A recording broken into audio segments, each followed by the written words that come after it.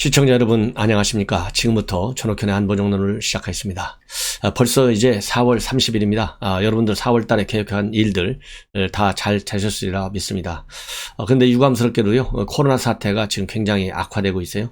700명대를 계속 유지하고 있는데, 방금 전에 정부 차원에서 발표한 내용을 보면 지금 현재의 거리두기 앞으로 3주간 더 유지한다, 이렇게 지금 발표가 됐습니다. 그래서 3주간 지금까지와 같은 이 제한 반드시 우리가 지켜서 불편하더라도 빨리 거리두기도 줄여나가야겠지만은 정부 차원에서 좀 더 이 백신 접종에 만전을 기해야 되겠다는 생각이 들어요. 더군다나 일부에서는 지금 아스트라제네카에 대한 접종 거부 움직임도 보이고 있고요. 그러다 보니까 이 백신이 이제 바닥이 났다는 보도까지 나오고 있습니다. 그렇기 때문에 정부 당국에서 이제 5월 21일 날 문재인 대통령이 미국을 가는 걸로 한미 양국에서 방금 전에 또 발표를 했습니다. 그래서 이번에 이 바이든 대통령과의 정상회담 계기에 그러지 않아도 지금 현재 문제가 제기되고 있는 한미 백신 수합, 지금 현재 물 건너 간 걸로 딱 되어 있는데요. 물 건너 간 것을 살려내는 것이 정권의 실력이에요. 지금까지 보여준 실력을 보면 그럴 가능성은 굉장히 희박하지만은 그래도 마지막 순간까지 우리 국민의 생명을 한 명이라도 더 지켜내야 된다는 그런 절박감으로 꼭 관철해 나가기를 저는 바람하지 않습니다. 그래서 한미 정상회담 관련 내용은요, 본 방송의 후반부에서 여러분들께 집중적으로 분석해 드리기로 하고, 우선 국내 문제가 굉장히 지금 중요해요. 그래서 특히 이제 검찰총장이 누가 되느냐가 대한민국의 역사상 이렇게까지 우리 국민들에게 관심을 준 적, 그리고 검사들 이름 한 명 한 명을 우리 국민들이 기억해야 할 정도로 이 검찰에 대한 정권의 압박이 가중되고 있고 검찰의 반발이 심해지고 있는 그런 상황이기 때문에 이 검찰총장, 자기 이제 마지막 검찰총장이지 않습니까? 사실상 누가 되느냐가 굉장히 초미의 관심사인데 어제 4명이 결정이 됐습니다. 그래서 그동안에 말이 많던 이성윤이는 결국 지금 현재 이 사회가 요구하는 게 뭡니까? 상식이 좀 통하는 사회를 만들어야 되겠다는 거 아니에요? 신현수 전 민정수석도 상식이 통했으면 좋겠다, 상식이 통하지 않는다, 이런 얘기를 한 바 있고, 그러다 보니까요, 상식의 반대말이 뭡니까? 억지지 않습니까? 억지. 억제가 아니고 억지예요. 이 억지 논리가 현 국정 운영의 핵심 키워드가 되고 있어요. 그래서 억지를 꺾을 수 있는 그런 검찰총장이 나와요. 억지가 상식이 되는 사회로 지금 바뀌고 있지 않습니까? 이거는 꼭 막아야 되겠다. 그 막는 칼자루를 우선 이 검찰총장이 행사해야 돼요. 왜 그러느냐? 현 정권의 비리 의혹들이, 그리고 그야말로 살아있는 권력의 실세와 관련된 의혹들이 검찰이 수사선상에 올라가고 거기에 대해서 제대로 칼을 좀 대려고 하니까, 그러다가 윤석열 총장 결국은 임기를 못 마치고 이 본인이 지난 3월 4일 날 사퇴하는 상황에까지 이르는 거 아니겠습니까? 그렇기 때문에 이 검찰총장이 누가 되는지에 관심이 많은데, 그런 의미에서 보면 이성윤이는 이미 그래서 너무나 정치 편향적이었다, 애완견이었다, 그리고 그러다 보니까 실력이 없는 것이 드러나게 됐고, 그러다 보니까 리더십도 없는 것이 드러났어요. 자, 그러면은 검찰 수장이 되는 사람이 실력도 좀 단단해야 되겠고 강한 결기와 리더십이 있어야 돼요. 이 강한 결기와 리더십이라고 하는 것은 대한민국의 헌법적 가치를 지켜낼 수 있는, 즉 법치 개념이 살아있다는 것을 국민에게 보여줘야 돼요. 이거를 지키려다가 윤석열 총장이 그런 이 사퇴에 봉착하게 된 거예요. 그런데 이성윤 갖고는 그게 전혀 안 돼. 그러다 보니까 지난번에 4.7 보궐선거에서 나타난 게 뭡니까? 상식이 뒷받침되고 법치주의를 지켜야 되고, 그렇잖아요. 이런 것이 바탕이 돼서 LH 부동산 문제까지 이제 확산이 된 거예요. 그렇기 때문에 이러한 이 현 정국과 이성윤이는 전혀 맞지 않아요. 그래서 이 박상기 위원장이잖아요. 박상기가 누구니까? 정권을 맨 먼저 1차 제1기 법무장관이 된 사람이에요. 이 박상기가 좀 거들었다는 거 아니에요? 이 이성윤이 좀 실력도 있고 근무평가도 잘 나오고 이렇다는데 좀 어떻게 살리는지 추가적으로 포함시키자, 이런 얘기가 이 박상기 위원장이 주재하는 회의석상에서 나왔다고 하는데도 불구하고 4등 안에 못 들었어요. 그러다 보니까 그럼 누가 이제 유력하냐? 그래서 지금 현재 떠오르는 사람으로서는 김호수가 제일 유력하다. 김호수가 제일 유력하고 그 다음으로는 이 구본선 정도가 유력할 것이 아니냐, 이런 얘기들이 나오고 있어요. 자, 그러면 이 김호수는 누구냐? 여러분들 관심이 많을 텐데요. 30회 사법시험에 합격해서 20기로 되어 있습니다. 나이는 63년생이니까 지금 58세군요. 만으로. 광주 대동고등학교고 전남 영광 출신이에요. 서울대 법대를 나왔고 현재는 법무법인 화연의 변호사로 있습니다. 그래서 법무연수원장도 했고 북부지검 검사장, 대검 과학수사부장을 했어요. 그리고 이 김호수는 인사 계기가 있을 때마다 나올 정도로 이 현 정권에 굉장히 가까이 가 있는 사람이에요. 그래서 금감원장, 그 다음에 권익위원장, 그 다음에 감사위원, 그 다음에 공정거래위원장, 모든 중요 요직마다 거론된 사람인데 이번에는 좀 꿰찰 가능성이 상당히 많을 것 같아요. 그 다음에 이제 이 중요한 사람, 대안으로 거론된 사람이 구본선인데요. 사시 33회. 그래서 박범계 장관과 동기다. 그리고 정치색이 약하다. 이것이 강점으로 지금 제입되고 있어요. 서울대 교육학과를 나왔고 인천 인하대 부속고등학교를 나와서 대검의 차장검사, 그 다음에 의정부지검 검사장, 대검 형사부장, 부산고검 차장검사를 지냈습니다. 그 다음에가 이제 조남관 정도가 거론되는 것 같아요. 왜냐하면 조남관은 지금 현재 내부에서 실력도 있고 리더십도 있다. 이렇게 됐는데요. 오히려 검찰 내에서 실력을 인정받아 있고 리더십을 인정받는 것 자체가 상당한 마이너스 요인이 된다고 합니다. 검찰의 신망과 리더십을 받는다는 얘기는 뭡니까? 살아있는 권력 수사에 대한 정치적인 외화 견뎌낸다는 거잖아요. 그런 의미에서 윤석열 총장과 같은 캐릭터를 가지고 있어요. 그러니까 그것이 강점이 아니고 마이너스로 작용하고 있어서 조남관은 4명에는 올라가 있지만은 별로다. 그래서 내부적으로는 어제 심사할 때 1등으로 당선됐다고 합니다. 최다 득표. 그런데 이제 사법시험 기수로다가 제가 그랬잖아요. 맨 먼저 배열되는 걸로 볼 때 김호수, 구본선, 배성범, 조남관 맨 마지막인데 이걸 보면 김호수가 제일 유리하다. 이 발표 서열로 보더라도 그랬는데 조남관 이 대검 차장이 그래서 내부 어제 후보 심사에서는 1등을 갔는데도 불구하고 이러한 내부적인 신망이 좋고 실력이 있고 리더십이 있다. 이런 평가 때문에 이 얘기는 결국 외압을 견뎌내고 정부 여당의 호락호락 않는 이미 근거가 나왔잖아요. 추미애가 징계하려고 할 때 윤석열 아닌 대우입니다. 얘기했잖아요. 한명숙 모해 의중 박범계가 밀어붙일 때 아니 대우입니다. 이런 결기와 리더십 때문에 안 된다는 거예요. 그리고 배성범 현 법무연수원장도 정치 색깔이 좀 약하다. 그런 점에서는 평가를 받고 있지만은 무색무취하다 이런 얘기를 좀 듣는 것 같습니다. 그래서 결국은 이 배성범도 경남 창원 출신인데요. 그렇게 우선적인 고려 대상은 아닌 것으로 그렇게 알려지고 있어요. 자, 그러면 이제 박범계가 언제 어떻게 누구를 추천할 것이냐가 과제로 나와 있어요. 근데 여기서 중요한 대목이 말이죠. 처음에 검찰총장 후보 추천위원회를 구성하고 윤석열 총장이 사퇴했을 때 박범계 장관이 뭐라고 했냐면 아주 이 전광석화처럼 즉시 이거를 후보를 딱 제청하겠다 이렇게 됐는데 지금 최장 시간이 걸렸어요. 이번에가. 그런데 어제는 뭐라고 발표했느냐? 두 가지 핵심입니다. 두세 가지 핵심이 있는데 이 박범계의 입장문 중에 간단하지만 매우 중요한 입장문이에요. 여기에 답이 있어요. 뭐라고 되어 있느냐? 첫째는 결과를 존중한다고 되어 있어요. 그러니까 4명 중에 이 4명을 선정했지 않습니까? 이 결과를 존중한다. 그 다음에는 지금부터 재청권자로서 맡은 바 절차에 따라서 심사숙고하여 제청한다고 되어 있어요. 그러니까 여기서는 이제 뭐 절차에 따라 이런 거는 뭐 절차적인 이 하자가 있을 리가 없잖아요.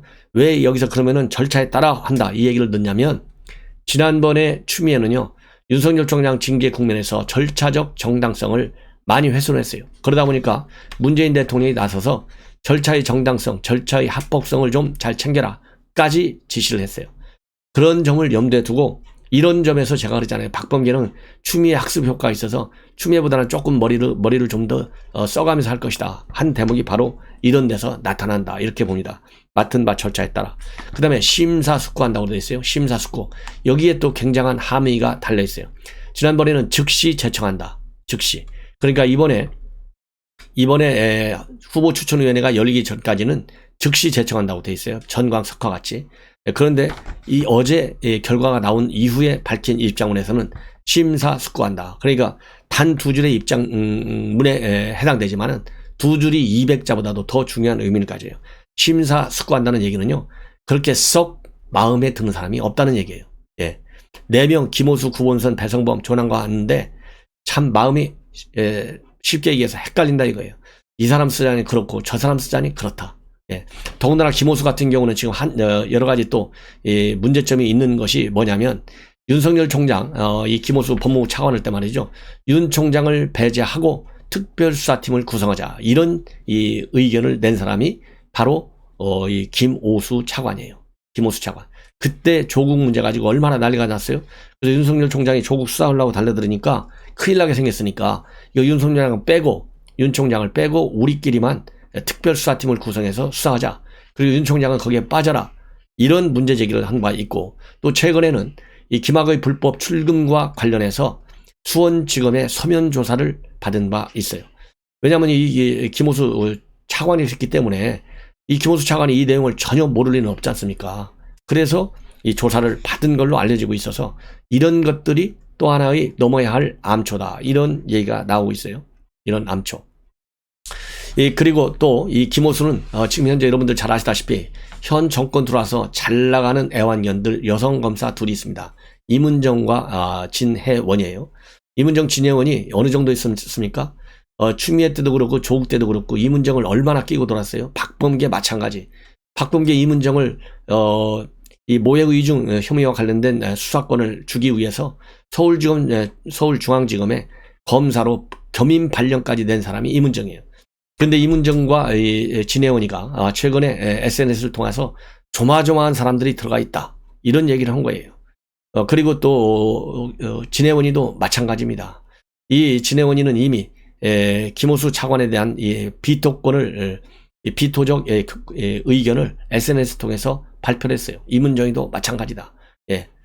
그렇기 때문에 이런 사람들이, 또 이문정과 진혜원이, 정권 실세 애완견들이 또 뒤에서 어떤 일을 저지를지 몰라요. 이런 것들이 말하자면 하나의 장애가 되고 있다는 그런 해석도 가능한 상황이다. 그렇기 때문에 좀 더 지켜봐야 되겠지만은, 제가 보기에는 김호수가 무난하게 되지 않을까. 그래서 심사숙고한다는 얘기는 4명 중에 그렇게 썩 코드에 맞는 사람은 없다. 그래서 머리가 아프다는 얘기나 똑같아요. 머리가 아프다. 애완견, 딱 골라낼 애완견이 없다는 겁니다. 이성윤이가 빠진 데 대한 실망감의 표현이기도 합니다. 심사숙고에.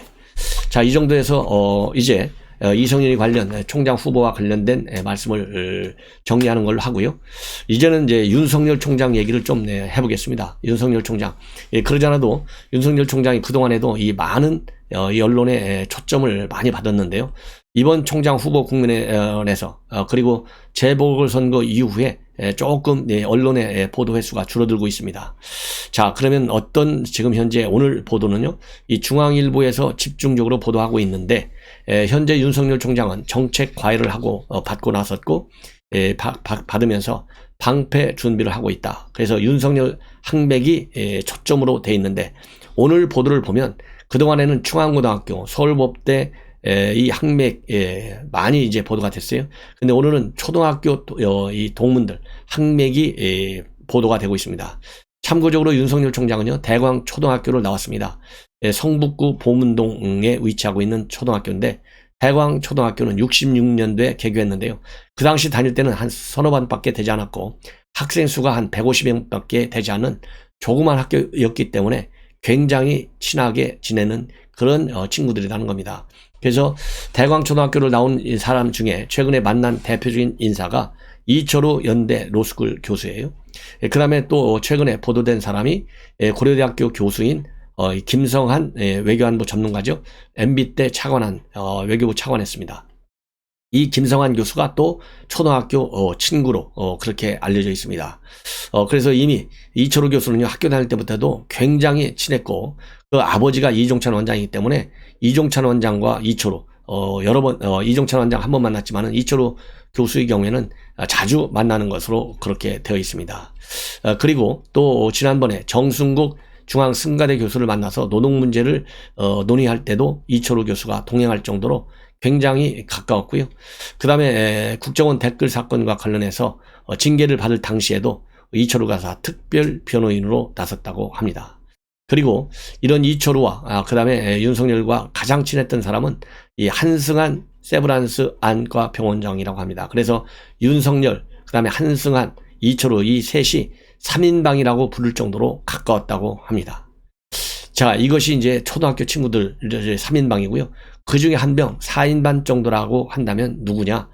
국립질병관리본부의 국립보건원장 출신 박도준 서울의대 교수가 있다고 그래요.